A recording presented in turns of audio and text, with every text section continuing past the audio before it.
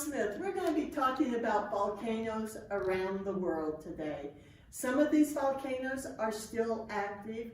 Others have been dormant for over thousands of years. And we'll find out when they erupted, what caused their eruption, and more about the unknown volcanoes of the world. Hawaii is known for its volcanoes. Kilauea began erupting in 1983. It built this 800-foot cylinder cone. The lava flow from 1986 to 1988 covered the Royal Gardens. They tried to save the information center here at the volcanic area by spraying cold water on it. And they had been spraying all day but ran out of water, so the Volcano Visitor Center was destroyed. The lava flow continued into the 1990s down to Kanapula, where it covered the black sand beach. In 1991, it filled the bay, and there is more land on the island. 175 homes were lost during these years of eruption. In 2018, it erupted again, and this time it destroyed 500 homes on the island. Some eruptions in Hawaii are not explosive like Mount St Helens. It's pressure coming up through the cone that makes it look like an explosion. Fountains of lava take place instead. 100 acres of new land has been formed in Hawaii. 500 square miles of lava flows built a mountain less than 1,000 years ago. Alaska has several volcanoes that show activity every year. This is a map showing the volcanoes of Alaska, all on the outer perimeter. Here's Anchorage. The dark ones are the ones that the United States Society of Geology has monitors on. Very seldom has there been damage done by the Alaskan volcanoes, because sometimes it's just spurting a little up in the air and that. But air traffic control is always concerned about these erupting around here, and several times Anchorage Airport has had to be closed because of volcanic ash in the air. Okay. Iceland's ice cap is home to volcanoes. They're called glacial volcanoes because they're covered in glaciers. When these volcanoes erupt, the ash comes up like normal, but it then causes gigantic mudslides.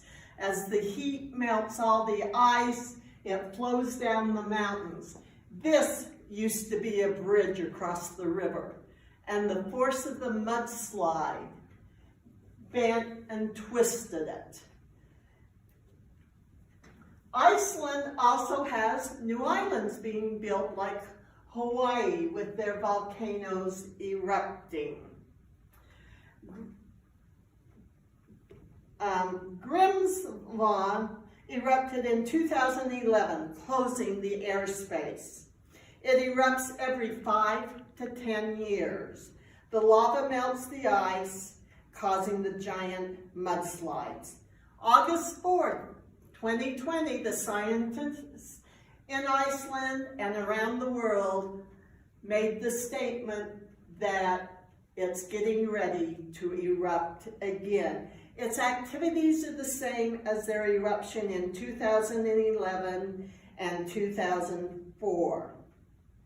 In 1783, it erupted for 7 months. 20% of the people died of starvation because of the continuous eruption there. This Grimsvötn is one of the most frequent erupting volcanoes in the world.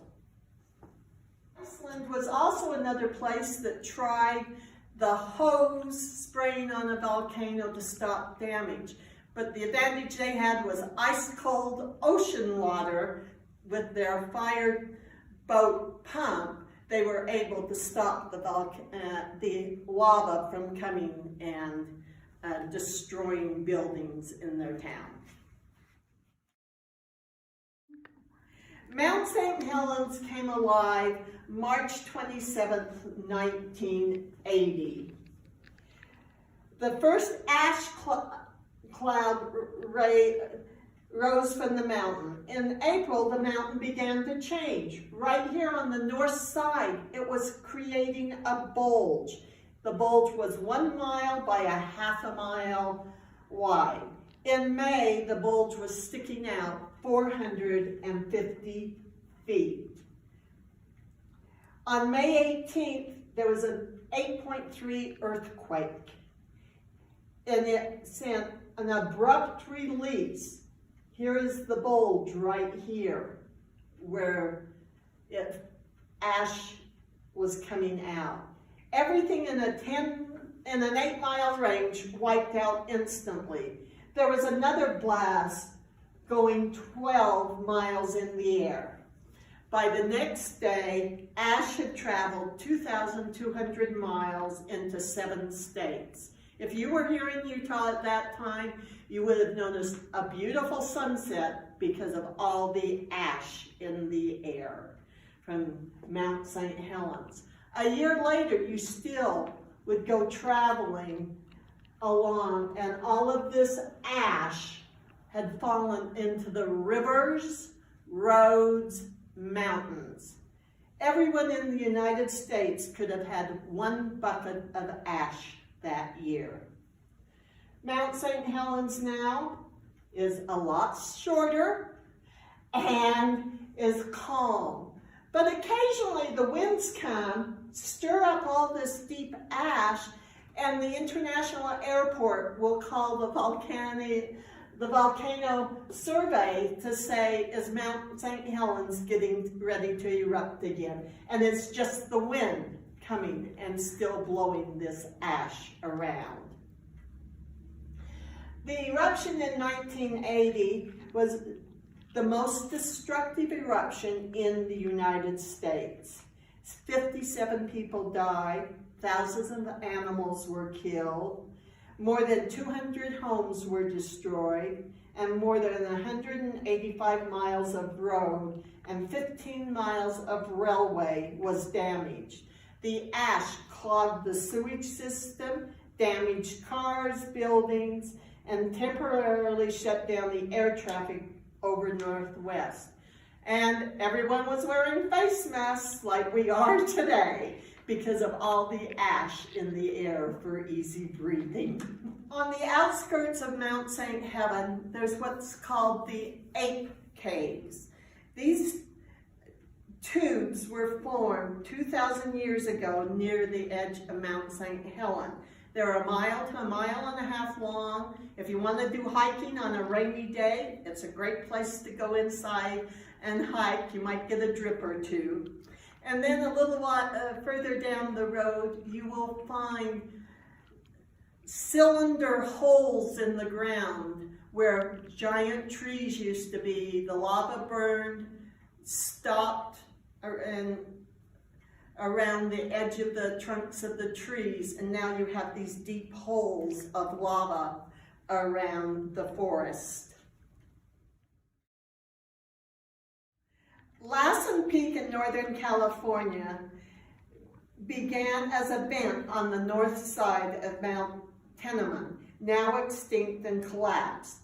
Lassen Peak began erupting in the year 1914 with a year of volcanic activity.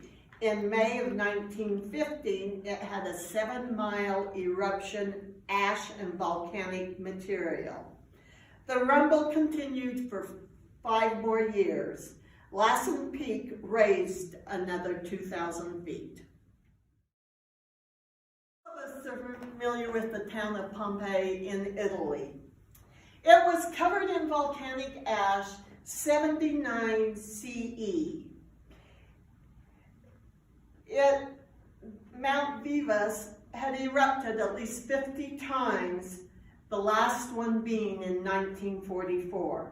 Pompeii was discovered in the 1700s, and in the last years it has been completely uncovered, and you can see what life was like in ancient Italy. Okay, Crater Lake erupted 7,700 years ago. The top of the mountain fell into the crater, sealing the opening.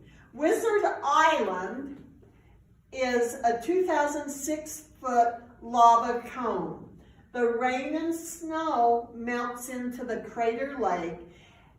It is 2,000 feet deep. This is the cleanest water in the world because there is no runoff water going into this lake. It's all snow and rain. And you can, if you drop a string in, you can see 1,000 feet down into the lake.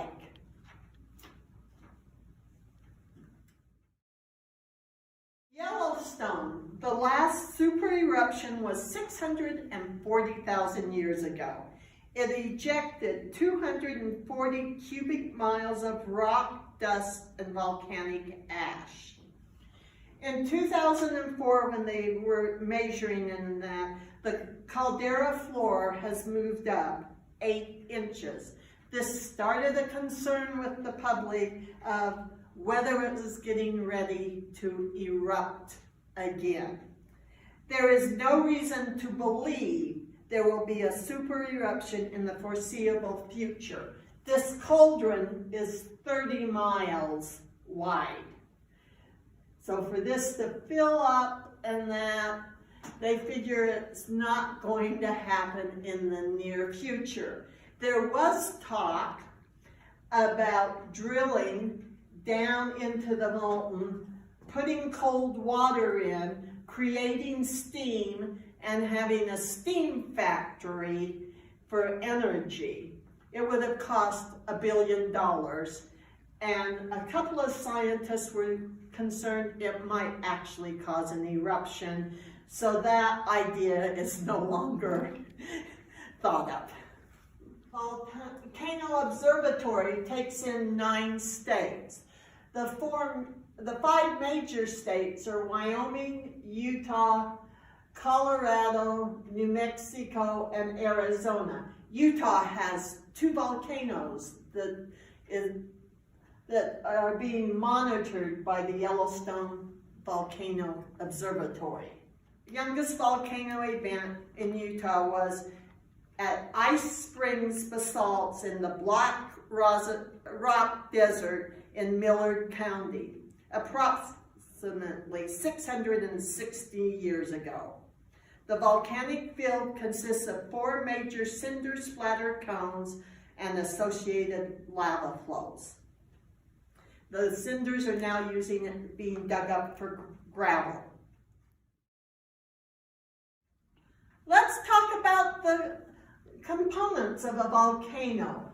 We have the magma that forms down at the base with the plates rubbing against each other. It comes up through a conduit, and then when it reaches the surface, it can do an explosive one, like we had at Mount St Helens, where there was a bulge forming on the side of the mountain, and then the eruption came off the edge.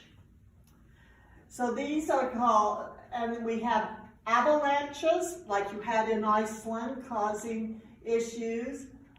There's the pyroclastic flow here, the vents right here that are heating up. We see those at Yellowstone. Iceland has their hot pools and that. Actually, Iceland has no pollution with their heating and energy because everything is heated by steam. You don't even have to shovel your sidewalk in Iceland because under all the sidewalks on at least one side of the street, there is piping that has hot water going through it.